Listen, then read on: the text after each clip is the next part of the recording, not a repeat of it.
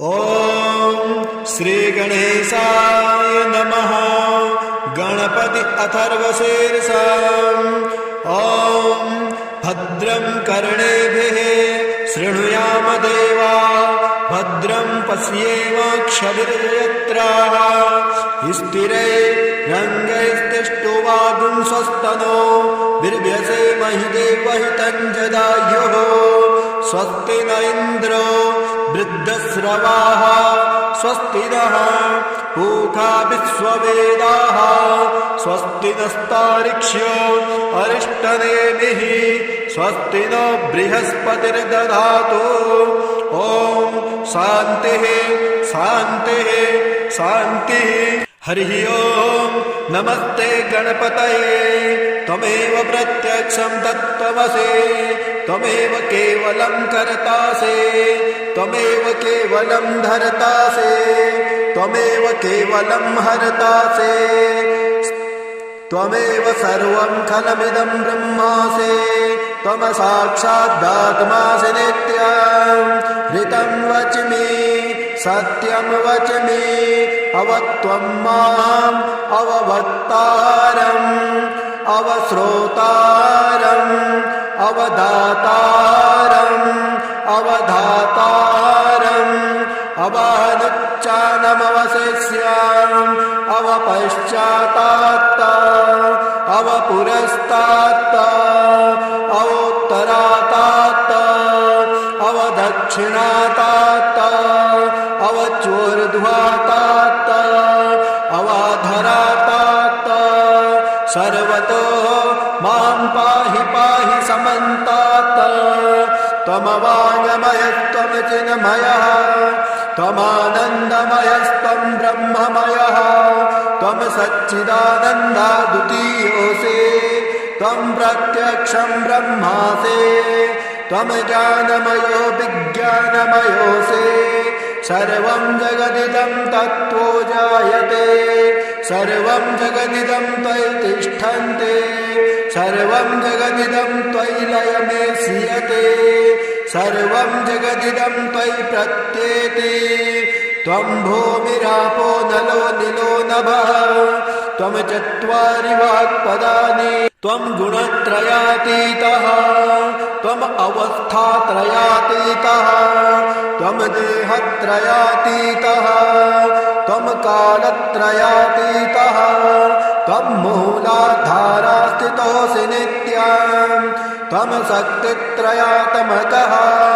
त्वां योगिनो ध्यायन्ति नित्यं। त्वं ब्रह्मा त्वं विष्णु त्वं रुद्रस्त्वम् अग्निस्त्वं वायुस्त्वं सूर्यस्त्वं चन्द्रमास्त्वं ब्रह्मभूर्भुवः स्वरो। गणादिं पूर्वमुच्चार्य वर्णादि तदनन्तरम् अनुस्वारः परतरः अरधेन्दुलसितं तारेण रुद्धम् एतत्तव मनुस्वरूपम्। गकारः पूर्वरूपम्, अकारो मध्यमरूपम्, अनुस्वारश्चान्त्यरूपम्, बिन्दुरुत्तररूपम्, नादः सन्धानं सहिता सन्धेः, सैषा गणेशविद्या गणकर्षिः निश्चित्रगायत्री छन्दः। श्री महागणपतिर्देवता। ॐ गं गणपतये नमः। एकदन्ताय विद्महे वक्रतुण्डाय च धीमहि,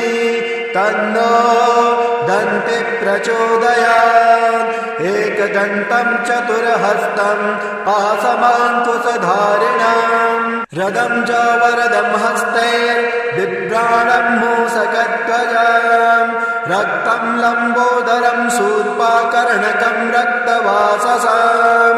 रक्तगन्धानुलिप्ताङ्गं रक्तपुष्पैः सुपूजितम्, भक्तानुकम्पिनं देवं जगत्कारणमच्युतम्, आविर्भूतं च सृष्ट्यादौ प्रकृतेः पुरुषात् परम्। एवं ध्यायन्ति यो नित्यं स योगी योगिनां वरः। नमो प्रातपतये नमो गणपतये नमः प्रमथपतये नमस्तेऽस्तु लम्बोदरायैकदन्ताय विघ्नविनाशिने शिवसुताय श्रीवरदमूर्तये नमः। इदमथर्वशिष्यमियोधीते स ब्रह्मभूयाय कल्पते स सर्वविघ्नैर्बाधते स सर्वदा सुखमेधते स पञ्चमहापातकोपातप्रमुच्यते सायमधीयानो दिवस्कृतं पापमनाशयते प्रातर्धीयानो रात्रे कृतं पापमनाशयते सायं प्रातः प्रमुज्यानो अपापो भवते धर्मार्थकाममोक्षं च विन्दते। इदमथर्वशिष्यमशिष्याय न देयं यो यदि मोहाद्दास्यते स पापीया न भवते सहस्रावर्तनाद्यं यमकामधीते तन्तन्मने साधयेत अनेन गणपतिमभिषिञ्चते स वाग्मी भवते चतुर्थाः मनश्जपते स विद्यावान् भवते इत्यथर्वणवाक्यं ब्रह्माद्याचरणं विद्याज्ञमिवेति कदाचनेके यो दुर्वाङ्कुरैर्यजति स वैष्णवोपभवते यो लार्यजते स यशोवान् भवते स मेधावान् भवते यो मोदकसहस्रेण यजते स वाञ्छितफलमवाप्नोति यासाज्यमभिर्यजते स सर्वं लभते स सर्वं लभते। अष्टौ ब्राह्मणान् साम्यग् गृहीत्वा सूर्यवर्चस्वी भवते सूर्यग्रहे महानद्यां प्रतिमासन्निधौ वा जपत्वा सिद्धमन्त्रो भवते महाविघ्नात् प्रमुच्यते महापापात् प्रमुच्यते महादोषात् प्रमुच्यते स सर्वविद् भवते स सर्वविद् भवते य एवं वेदः। हरिः ओं भद्रं कर्णेभिः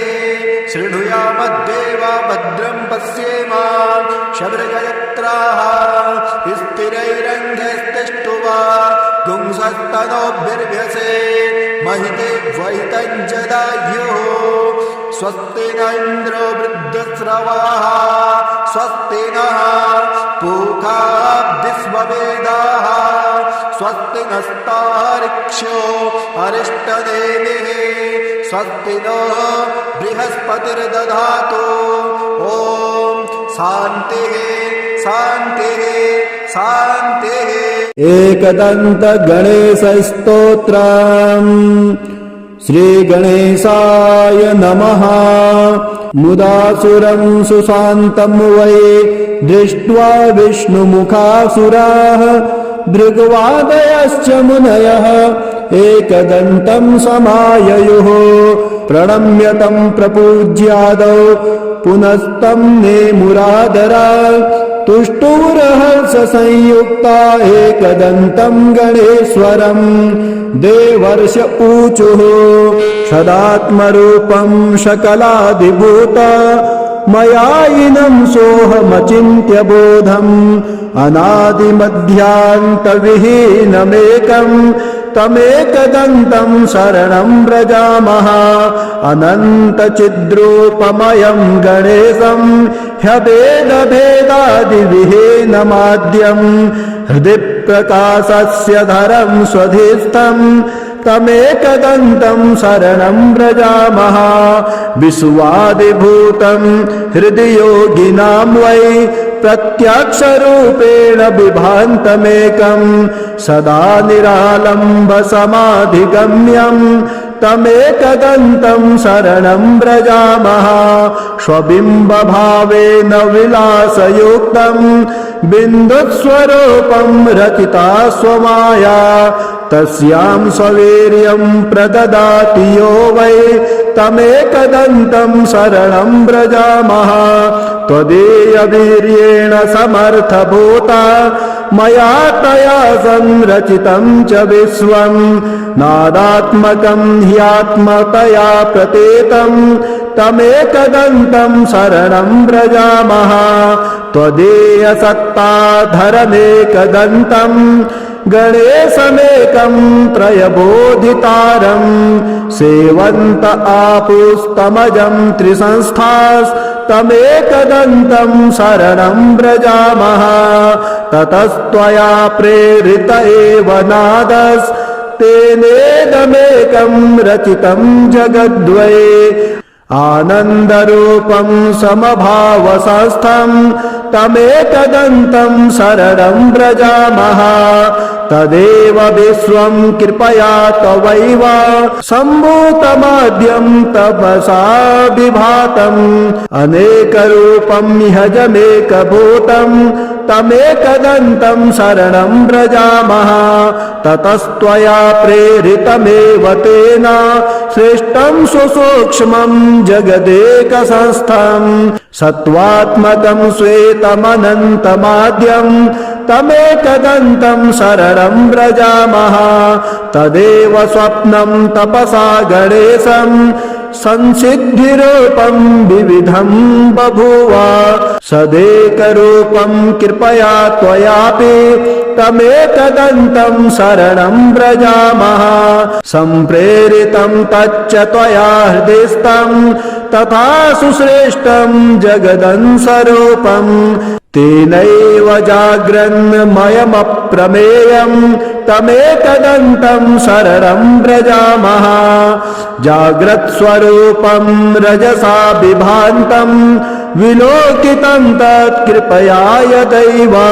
तदा विभिन्नं भवदेकरूपं तमेकदन्तं शरणं व्रजामः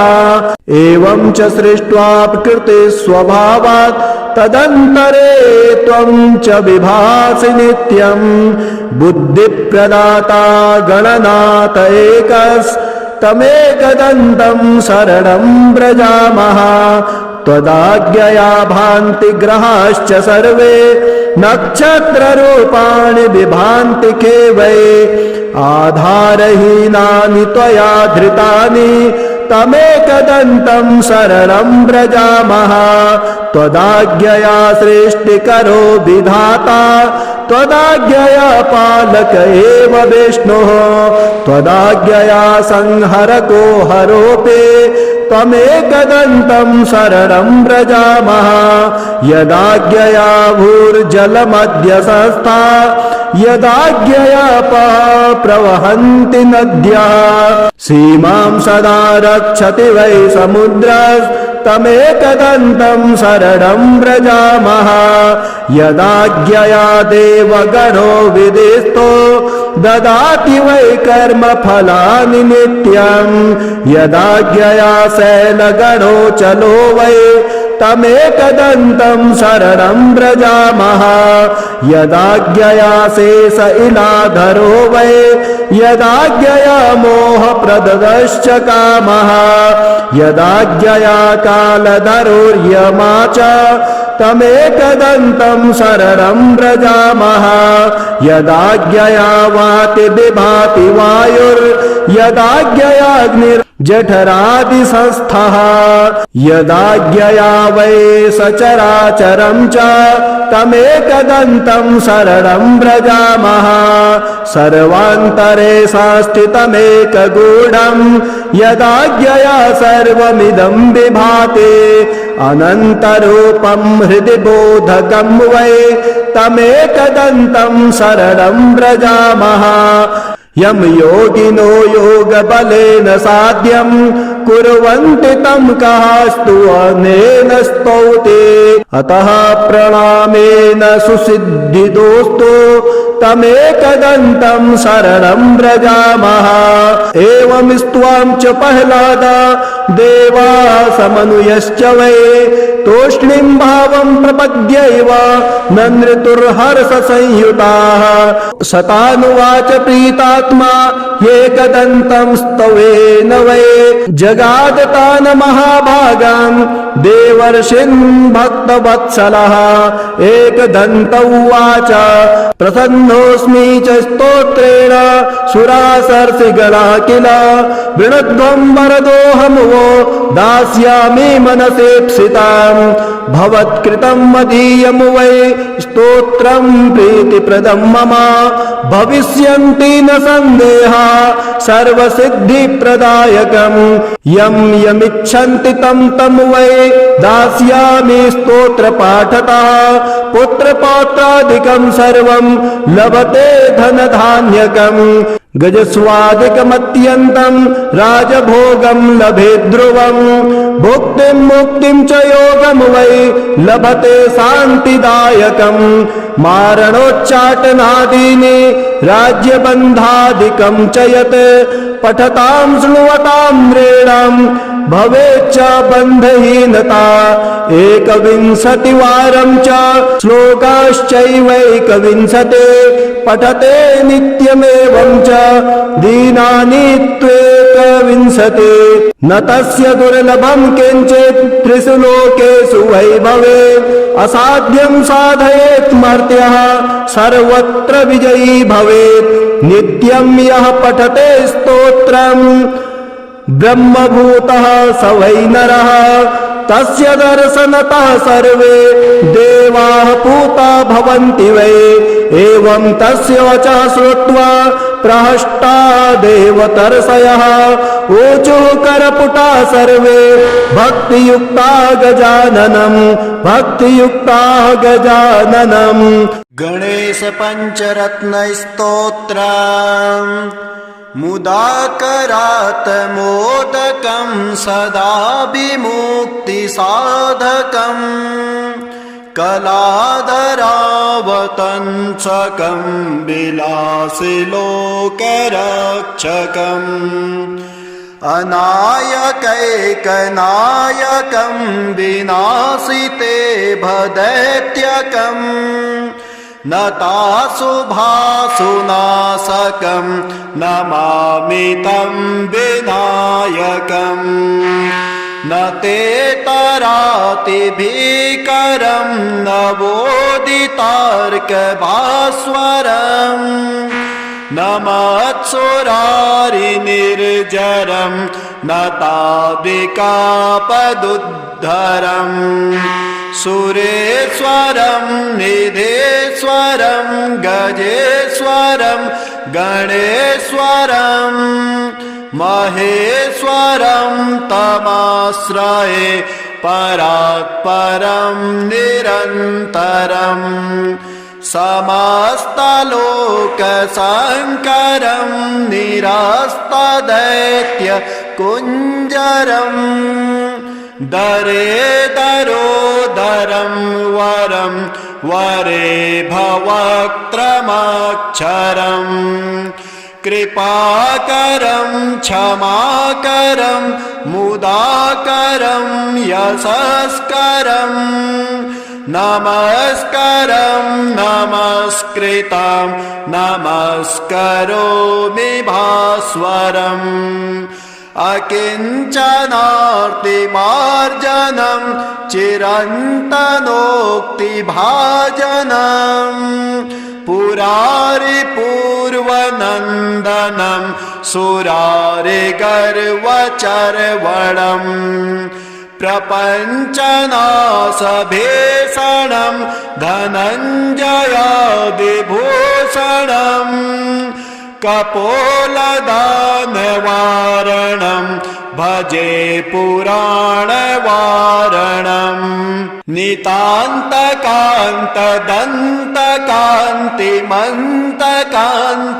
नितान्तकान्तदन्तकान्तिमन्तकान्तकात्मजम् अचिन्त्यरूपमन्तहीन मन्तराय कृन्तरम् हृदयन्तरे निरन्तरं वसन्तमेव योगिनाम् तमेकदन्तमेव तं विचिन्तयामि सन्ततम् महागणेश पञ्चरत्नमादरेण योऽन्वहम् प्रजल्पते प्रभातके हृदि स्मरन् गणेश्वरम् अरोगतां दोषतां सुसाहिति सुपुत्रताम् समाहिताय रुष्टभूति मभ्युपैति सोचिरान्। ॐ श्री गणेशाय नमः। गणपति अथर्वशीर्षा। ॐ भद्रं कर्णेभिः शृणुयाम देवा भद्रं पश्येमाक्षभिर्यत्राः स्थिरैरङ्गैस्तिष्ठुवागुंसस्तनो बिर्भ्यसेमहि देवहितं जदायुः स्वस्ति न इन्द्रो वृद्धश्रवाः स्वस्ति नः पूषा विश्ववेदाः स्वस्ति नस्तार्क्ष्यो अरिष्टनेमिः स्वस्ति नो बृहस्पतिर्दधातु। ॐ शान्तिः शान्तिः शान्तिः। हरिः ॐ नमस्ते गणपतये त्वमेव प्रत्यक्षं तत्त्वमसि त्वमेव केवलं कर्तासि त्वमेव केवलं धर्तासि त्वमेव केवलं हर्तासि त्वमेव सर्वं खलमिदं ब्रह्मासि त्वं साक्षादात्मासि नित्यं ऋतं वच्मि सत्यं वच्मि अवत्वं माम् अववक्तारम् अवश्रोतारम् अवदातारम् अवधातारम् अवानुच्चानमवशिष्याम् अवपश्चातात्त अवपुरस्तात्त अवोत्तरातात्त अवदक्षिणातात्त अवचोर्ध्वातात्त अवाधरातात्त सर्वतो मां पाहि पाहि समन्तात् त्वमवाङ्मयस्त्वं चिन्मयः त्वमानन्दमयस्त्वं ब्रह्ममयः त्वं सच्चिदानन्दा द्वितीयोऽसि त्वं प्रत्यक्षं ब्रह्मासि त्वं ज्ञानमयो विज्ञानमयोऽसि सर्वं जगदिदं तत्त्वो जायते सर्वं जगदिदं त्वयि तिष्ठन्ते सर्वं जगदिदं त्वयि लयमेष्यते सर्वं जगदिदं त्वयि प्रत्येति त्वं भूमिरापो नलो निलो नभः त्वं चत्वारि वाक्पदानि त्वं गुणत्रयातीतः त्वम् अवस्थात्रयातीतः त्वं देहत्रयातीतः त्वं कालत्रयातीतः त्वं मूलाधारास्थितोऽसि नित्यं त्वं शक्तित्रयात्मकः त्वां योगिनो ध्यायन्ति नित्यं त्वं ब्रह्मा त्वं विष्णु त्वं रुद्रस्त्वम् अग्निस्त्वं वायुस्त्वं सूर्यस्त्वं चन्द्रमास्त्वं ब्रह्मभूर्भुवः स्वरो गणादिं पूर्वमुच्चार्य वर्णादि तदनन्तरम् अनुस्वारः परतरः अरधेन्दुलसितं तारेण रुद्धम् एतत्तव मनुस्वरूपम् गकारः पूर्वरूपम् अकारो मध्यमरूपम् अनुस्वारश्चान्त्यरूपम् बिन्दुरुत्तररूपम् नादः सन्धानम् सहिता सन्धेः सैषा गणेशविद्या गणकर्षेः निश्चित्र गायत्री छन्दः श्री महागणपतिर्देवता। ॐ गं गणपतये नमः। एकदन्ताय विद्महे वक्रतुण्डाय च धीमहि तन्नो दन्ति प्रचोदयात् एकदन्तं चतुर्हस्तं पाशमाङ्कुशधारिणम् रदं च वरदं हस्ते बिभ्राणं मूषकध्वजम् रक्तं लम्बोदरं शूर्पाकर्णकं रक्तवाससं रक्तगन्धानुलिप्ताङ्गं रक्तपुष्पैः सुपूजितम् भक्तानुकम्पिनं देवं जगत्कारणमच्युतम् आविर्भूतं च सृष्ट्यादौ प्रकृतेः पुरुषात् परम् एवं ध्यायन्ति यो नित्यं स योगी योगिनां वरः ॐ नमो प्रातपतये नमो गणपतये नमः प्रमदपतये नमस्ते लम्बोदराय एकदन्ताय विघ्नविनाशिने शिवसुताय श्रीवरदमूर्तये नमः इदमथर्वशिष्यं योधीते स ब्रह्मभूयाय कल्पते स सर्वविघ्नैर्बाधते स सर्वदा सुखमेघते स पञ्चमहापातकोपातप्रमुच्यते सायमदीयानो दिवस्कृतं पापमनाशयते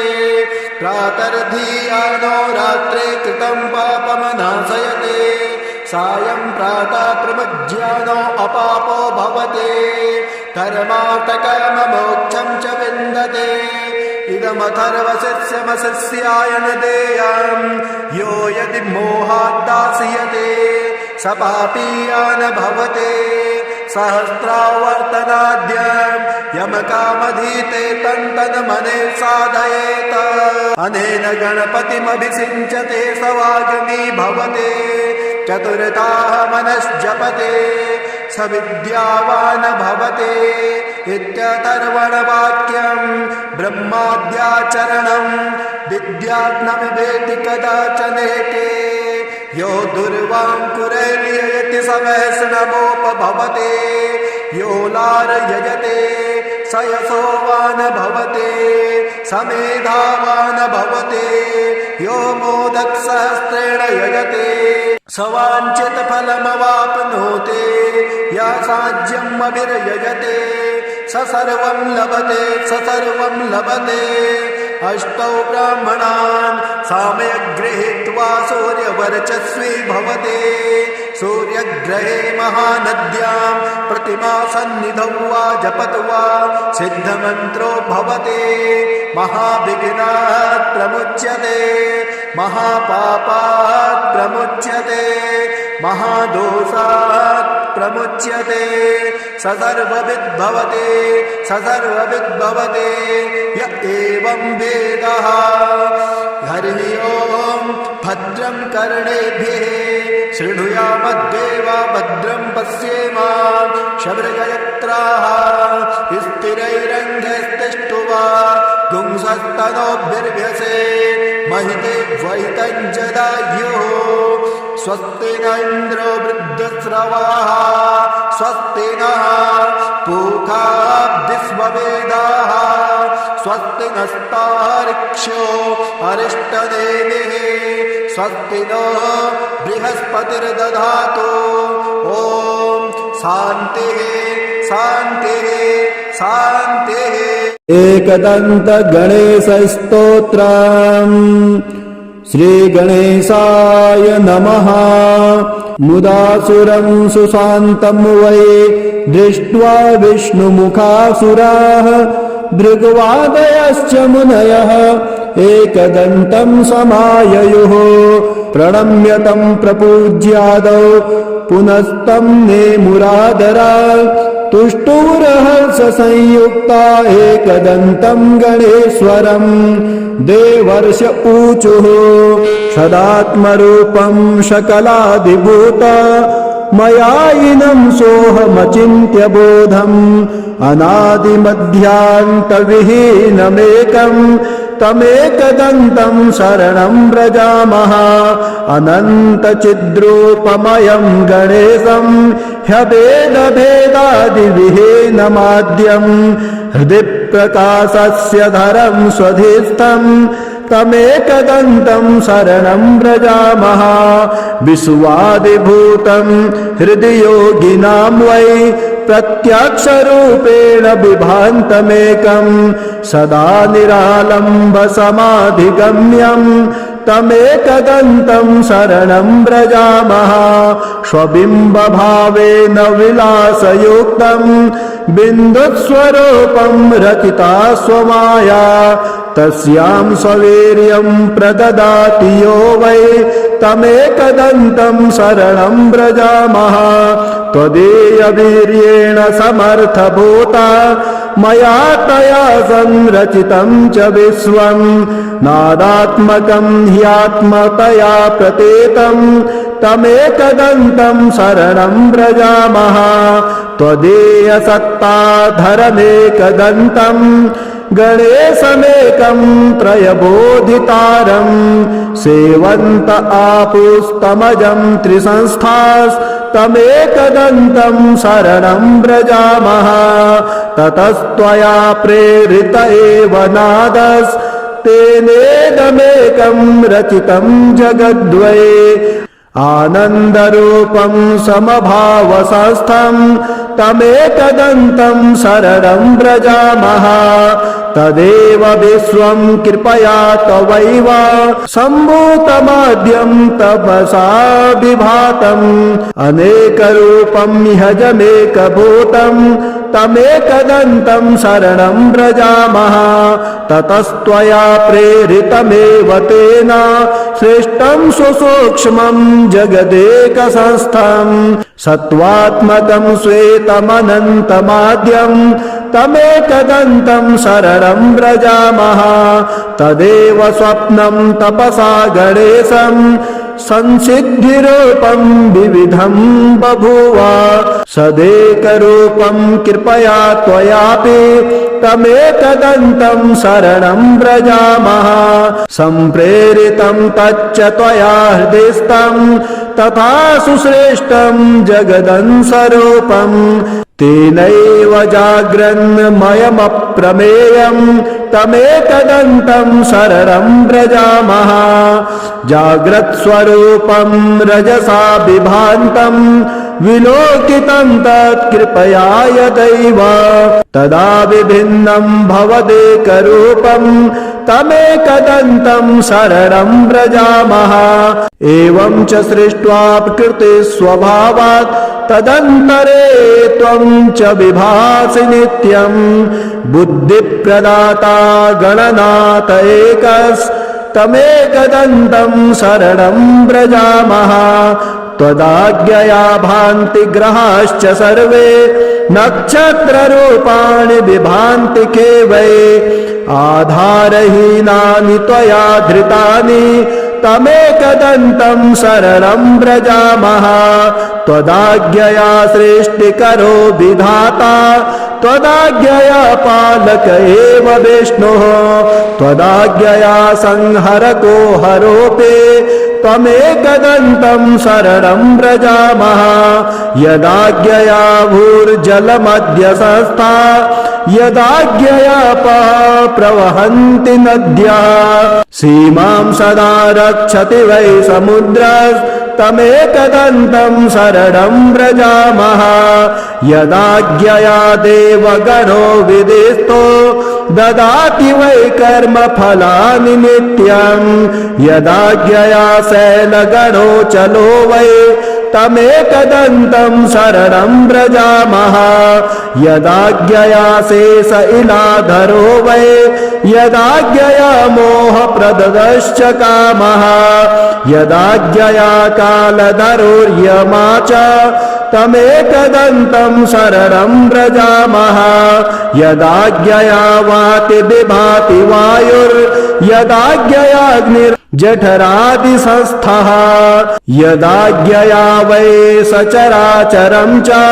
तमेकदन्तं शरणं व्रजामः सर्वान्तरे संस्थितमेकगूढं यदाज्ञया सर्वमिदं विभाति अनन्तरूपं हृदि बोधकं वै तमेकदन्तं शरणं व्रजामः यं योगिनो योगबलेन साध्यं कुर्वन्ति तं कः स्तुवनेन स्तौते अतः प्रणामेन सुसिद्धिदोस्तु तमेकदन्तं शरणं व्रजामः एवं स्त्वां च प्रह्लाद देवाः समनुयश्च वै तूष्णीं भावं प्रपद्यैव ननृतुर्हर्षसंयुताः शतानुवाच प्रीतात्मा एकदन्तं स्तवेन वै जगादतान् महाभागान् देवर्षिन् भक्तवत्सलः एकदन्त उवाच प्रसन्नोऽस्मि च स्तोत्रेण सुरासर्षिगणः किल वृणध्वं वरदोऽहं वो दास्यामि मनसेप्सिताम् भवत्कृतं मदीयं वै स्तोत्रं प्रीतिप्रदं मम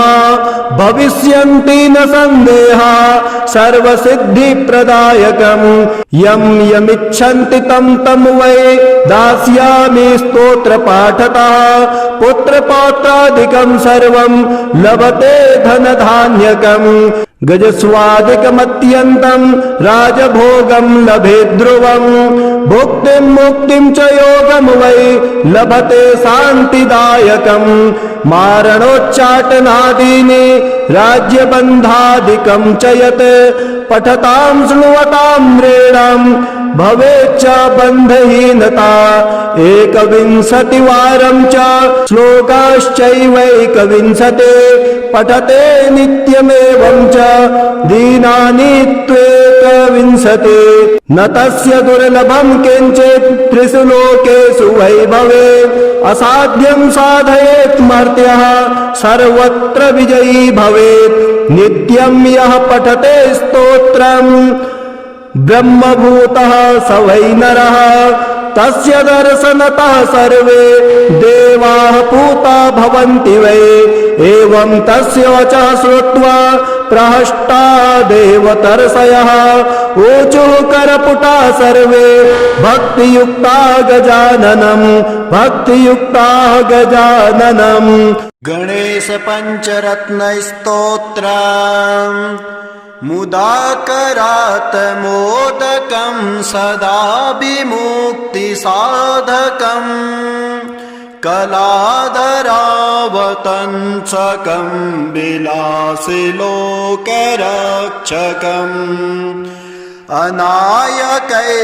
अनायकैकनायकं विनाशिते भदैत्यकम्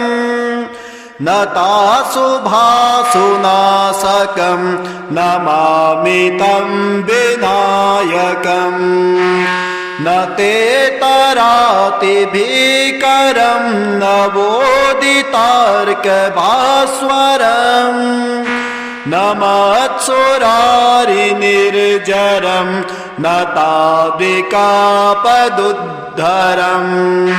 सुरेश्वरं निधेश्वरं गजेश्वरं गणेश्वरं महेश्वरं तमाश्रये परात्परं निरन्तरम्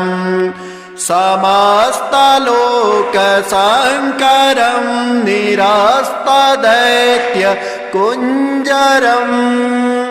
दरेदरोदरं वरं वरे भवक्त्रमक्षरम् कृपाकरं क्षमाकरं मुदाकरं यशस्करम् नमस्करं नमस्कृतं नमस्करोमि भास्वरम् अकिञ्चनार्तिमार्जनं चिरन्तनोक्तिभाजनम् पुरारिपूर्वनन्दनं सुरारिगर्वचर्वणम् प्रपञ्चनाशभीषणं धनञ्जयादिभूषणम् कपोलदानवारणं भजे पुराणवारणम् नितान्तकान्तदन्तकान्तिमन्तकान्तकात्मजम् अचिन्त्यरूपमन्तहीन मन्तराय कृन्तरम् हृदयन्तरे निरन्तरं वसन्तमेव योगिनाम् तमेकदन्तमेव तं विचिन्तयामि सन्ततम् महागणेश पञ्चरत्नमादरेण योऽन्वहम् प्रजल्पते प्रभातके हृदि स्मरन् गणेश्वरम् अरोगतां दोषतां सुसाहिति सुपुत्रतां समाहिताय रुष्टभूतिमभ्युपैति सोचिरान्।